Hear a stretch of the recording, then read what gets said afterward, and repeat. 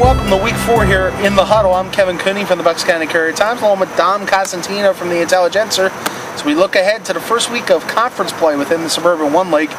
In many cases, there's some other games out there. We'll talk about that in a minute. Let's start with the news of the weekend first. And it occurred at Central Bucks East, where head coach Tim Michael resigned suddenly after East lost to George Washington last Thursday night. And Dom's been following the story, did a really great job of handling it. Dom, what is going on in the latest on the East situation? Well, Tim had basically resigned to the principal around 2 o'clock Friday afternoon, and they since decided on Saturday that the coaching staff, the remainder of the coaching staff, would coach the team for the final 7 games of the season, and they would resume a full-scale coaching search after that. Larry Green, former East coach, is staying on as kind of a consultant to also handle a lot of the college recruiting and that. So it's kind of a sudden change, but they're adjusting sort of on the fly here at East and going forward from there. How tough a situation is it when you're kind of going to have a college of coaches, if you will, for lack of a better term, running the show, and your coach leaves 3 games in? We don't know the reason why he left, but how tough of a situation is it for East moving forward the rest of the season? I don't think it's as difficult as people may make it out to be. This is a staff that works together and they collaborate on a lot. As Larry Green put it to me this weekend, that the offensive coaches seek input from some of the other coaches in terms of play calling and things. The staff has already been there working with the kids. I don't think it's going to be a major upheaval at the top. That they're sort of just going to roll with it, I guess, so to speak. It's just unfortunate that Tim is no longer there. In this week's broadcast, we are coming to you from Harry E. Frank Stadium, aka Heartbreak Ridge in Langhorne, because the game of the week this week, Kevin, Chamonix is at Abington, a big matchup in the Suburban 1 League National Conference. And what can you tell us about what to expect? Well, both teams come in undefeated. The Chamonix 3-0, Abington 2-0. Abington had a bye last week after they lost a game for various scheduling reasons.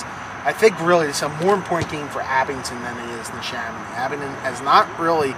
They had that one playoff win. There was a couple playoff wins a couple years ago, but the program is still looking for kind of that defining moment in the National Conference. They got the tools this year. Sam Kine, Julian Ireland. You look at their team, most of it back. I think that right now they're the team that everybody is kind of wondering about within this conference. And the Chamonix and the Chamonix. They have the quarterback situation, which I think they felt pretty comfortable with, in switching between Brian Titus and Charlie Martorella. Brian Titus has still been huge for them as a running back, but you look at what they're going to win or lose by is their defense. Their defense, 10 new starters this year, but they've been tremendous so far in their first 3 games. I think that's the big key coming in. Can Abington's offense score against the Chamonix defense? And Abington's been in this spot before, but they have never been able to win the game against the Pennsbury or in a Chamonix to kind of vault them into the upper echelon of that conference. In this conference, you're judged by how you do against the Chamonix, how you do against Pennsbury, how you used to do against North Penn. Abington has not fared well against these teams in recent years when these teams have been good. And the Chamonix has been at the top, and Pennsbury the last couple of years has kind of risen to that level. Abington has yet to get over that hump, I think, to really make a statement. It's going to be an emotional game over there on Friday night. I'm interested to see how Abington handles it. Abington, to me, has more to lose than the Chamonix does. Biggest game of last weekend, of course, was St. Joe Prep and North Penn, and North Penn wins that game fairly easily, even more, I think, than the score would indicate. Can anybody really stand up against North Penn right now? I think in the Continental Conference, it's going to be very difficult. I think, based on the way the early season has gone, Quakertown looks to be the number 2 team in that league. Whether or not they're on North Penn's level, I don't think anyone in that league is on North Penn's level right now. We'll find out when they play a few weeks from now. But certainly, given what North Penn's done in the first 3 weeks, beating a Liberty team, defending state champs, although they are 0-3 and have come back to earth, and just the way they manhandled the Prep in week 3, they certainly look to be possibly the best team in the state, and certainly the best team in this area. What is the difference in this North Penn team this year compared to years past? What is there a trait that's more defined in them now than there has been in the last couple of years? I think the biggest thing with North Penn is their depth. They were ravaged by the flu going into this game. They had a few players. Ryan Desenius, who's a linebacker that Dick Beck loves, who just hasn't been able to get on the field in 2 years because of his injuries.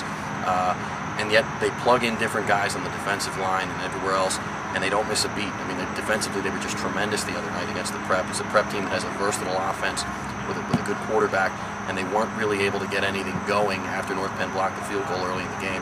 And that, I think, is the biggest difference with North Penn as they go forward. It's a younger group this year, but they're depth-wise, they're just as strong as they've ever been.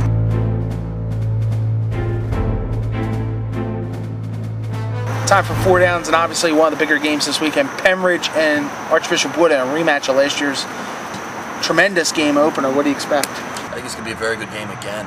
Wood, after struggling through their first two games against two very good teams with good running backs, bounced back last week with a solid win over Ryan with backup quarterback playing in place of Sean Monahan, playing in place of Jerry Rahill. Pembridge has shown after their first loss to Pottsgrove that they're probably for real and going to be a contender in the Continental Conference. Very good non-league matchup Saturday night at Wissahick.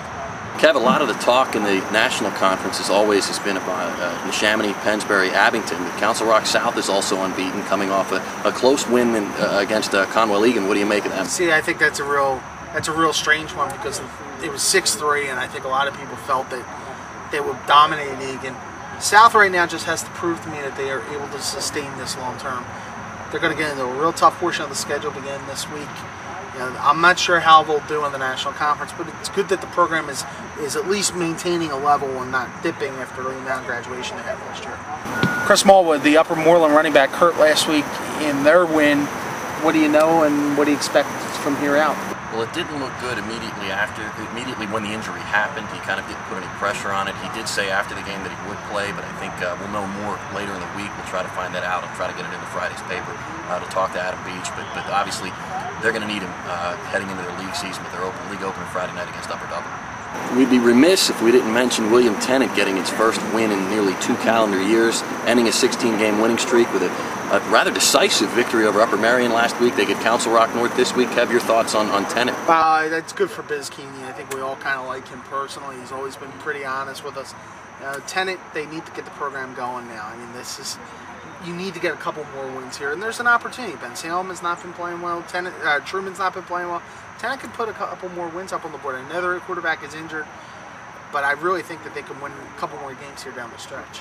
And that'll wrap it up for another edition of In the Huddle. Thank you for joining us. Remember, BucksmontSportsNow.com is where you want to go Friday night. All the game stories, all the scores, all the stats.